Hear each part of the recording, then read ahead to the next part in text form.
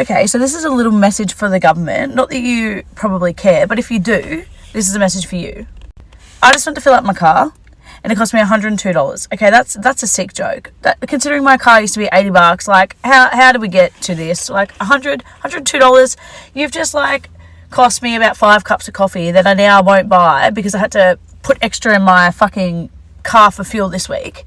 I basically feel like I would really like to know what you guys all earn and what exactly you fucking do to earn that kind of money, because I can sit down and tell you what I do at work, and I work really, really fucking hard, but I've got to live week to week because the inflation right now is kicking me in the ass. I don't exactly know what you guys do because it never seems to be anything that you promise when you're fucking getting elected to be in the government. But anyway, but that's besides the point of this video. You all basically get paid to break fucking promises, I think. But anyway, back to the point. Just have a bit of a questionnaire for you, if you could take the time to answer these couple of questions. What do you actually think the average income for the everyday Australian is? Let me tell you, you probably fucking quadruple what the rest of us make.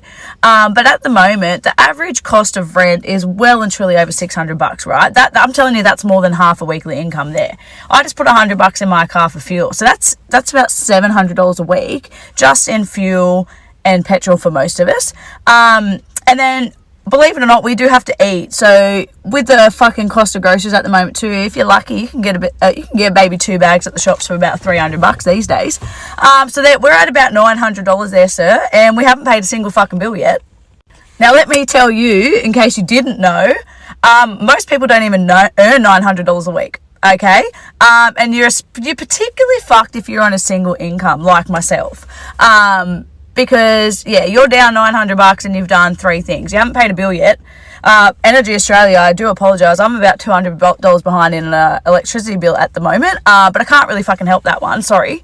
I think my Optus bill is about $120 behind. And before anyone thinks they can beat me to it, I don't pay for my lashes or anything like that. So please don't tell me to cut back on the luxuries, because I've cut back, well, pretty much as the best I fucking can, really. Again, besides the point, I just have to throw that in there because there's always someone that's like, oh, but you've got lashes. Well, I don't pay for them, so try again, troll. Back to the government. Basically just put $100 in my car so I can get to work so that you guys can pay me to pay rent in a house that I pretty much visit because I never get to be at the house because I've got to work so much just to afford the petrol, to pay for the petrol to get to work, to pay for the fucking house that I don't live in that I visit so that I can work. Do you get what I'm saying? Basically, I pay for petrol to go to work, to pay for the house that I get to visit because I'm always at work. Okay, so I live in Calgary, Alberta, Canada, and for those of you who don't know, Canada has like a serious fucked up inflation problem right now. I just got back from doing groceries, and I have $70 worth of groceries on my table right now, and I genuinely don't even know what I purchased that made it to $70. I had a fucking mini breakdown to my parents the other weekend. I started like crying, like tears. They came in because I was doing a budget, and they were like, how is it? And I was like, tears. I'm working like 3 jobs right now. Like, I got out of university like last year in December, and I have been fucking grinding it out ever since, just because the cost of living, and I'm not even really saving that. I'm not saving anything really, but the cost of living is outrageous in Canada. And it's just so, I was telling my parents, like, it's just so frustrating that like you do all the right things, you go to university, and then you come out, you get a job, whatever, and you can barely fucking afford rent. I talk about it with my friends all the time, but we're just fucking sticking together right now because it's brutal out there. Y'all, this shit is getting completely out of control. I just went to the Dollar General, and I spent $100. Let's see what I got. Because it ain't much. I got 12 eggs, some Rice Krispie treats for the kid. There are only 7 of them in there. I got some trash bags. Got some spray cleaner. Okay, still not seeing $100. I got some hand soap.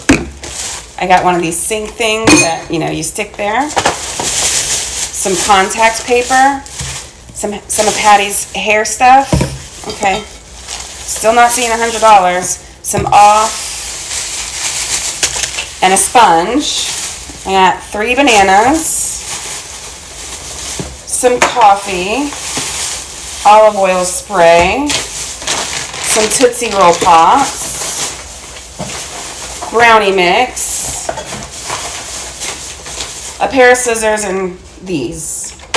Oh, and these felt things for underneath the stupid, wait, 4, 8, 12, 16. Okay. And these. $100. Oh, a loaf of bread. $100. This loaf of bread, $3.65. Right? Everything's fine. Everything's fine. I don't mind paying the inflated prices and the inflated rent. They raised the water. Hulu got in on it too, y'all. Hulu said we're raising you from $12.99 to $14.99. It's fine. Go right ahead. It's fine. I don't care. I'm made of money. It literally falls out of my butthole.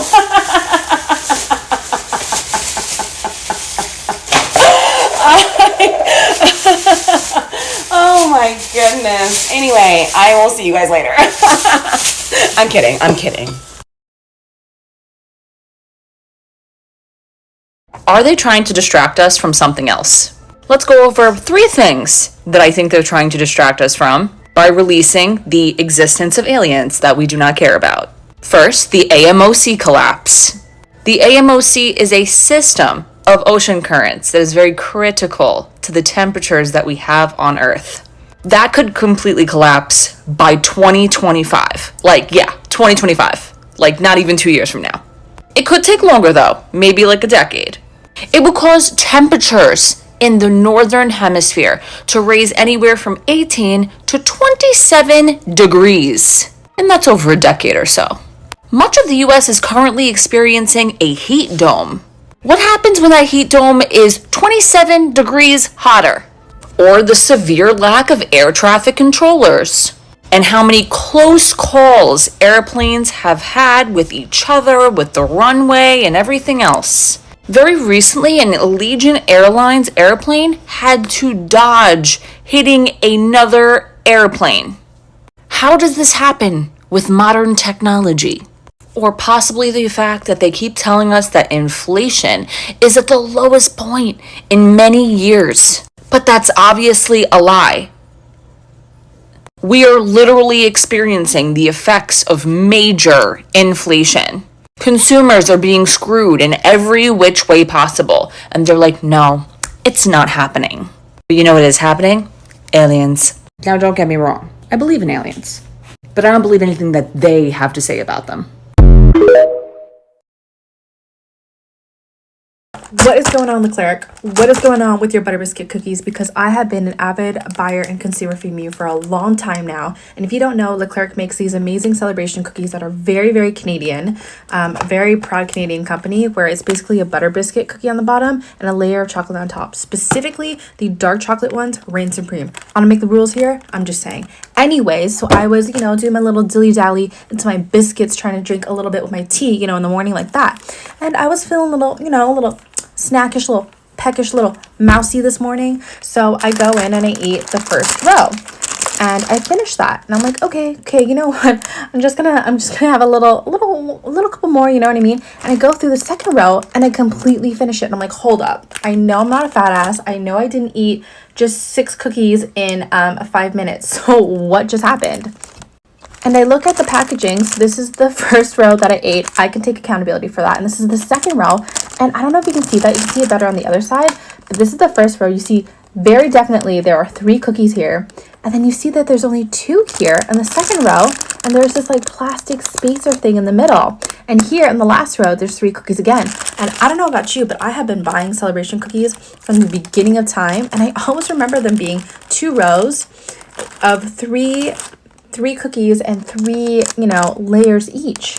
But now there's only 2 layers, or 2 rows, of 3 layers of cookies. And now you're cheaping out in the middle? What is going on here? I think this is a representation that inflation is really getting the best of us and our Canadians. And this is where I draw the line. Not the insane amounts of how much an egg carton is nowadays, but this right here is where I'm gonna have a mental breakdown.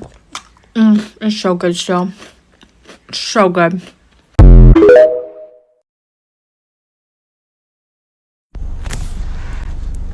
I am madder than a cat on a hot tin roof. And let me tell you why. I have just left the damn grocery store, okay? Now, as we all know, I'm a coffee drinker.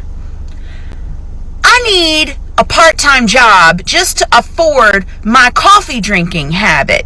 I went into Harris Teeter and I bought 2 containers of coffee and 2 containers of oat milk creamer. Now, mind you, they're not like huge containers. What are they, like the half-gallon cold brew containers of coffee or whatever?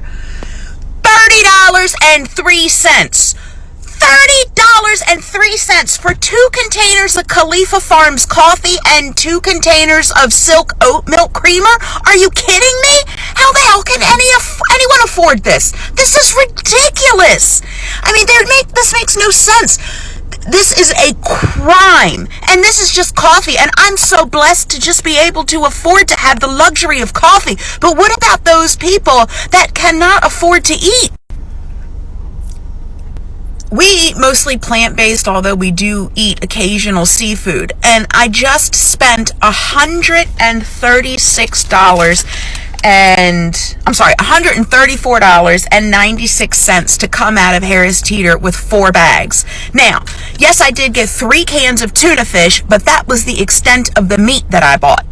The rest was produce, bread, some pickles, olives, and coffee, and a 4 count of paper towels. Like, you tell me, like, this is what is the most expensive thing I got. Oh, it's some snacks, chips and crackers.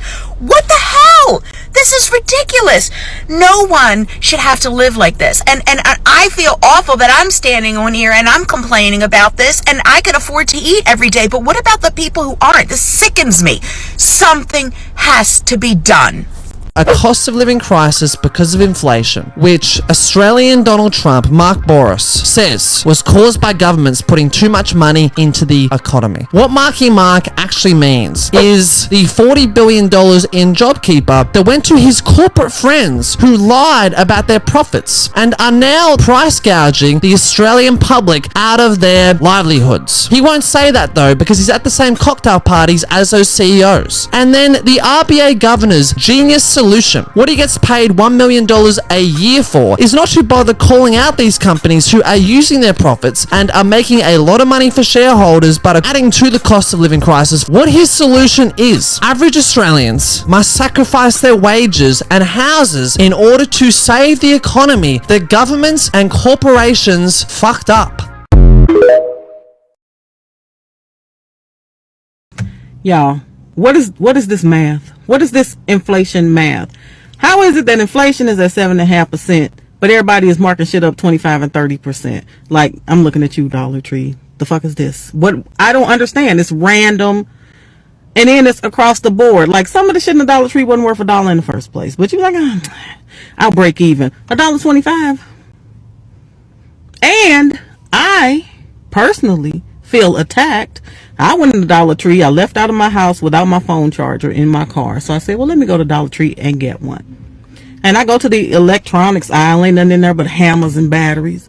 And so I go to the front to the little rounder, and it's like micro USB. Give those away. We're not using those no more. And then like headphones and shit.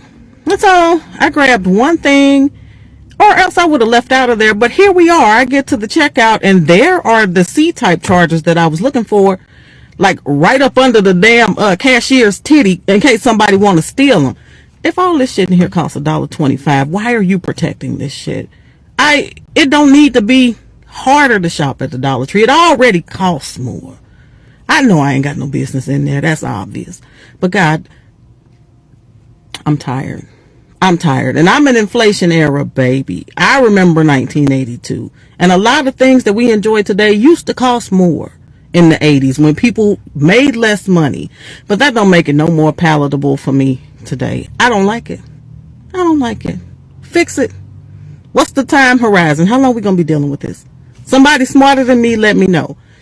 Somebody smarter than me, let me. There's literally no reason for a piece of paper to be more than $3 maximum if we're going to count the plastic or like the time it took to create it, whatever it is. Like, there's no reason.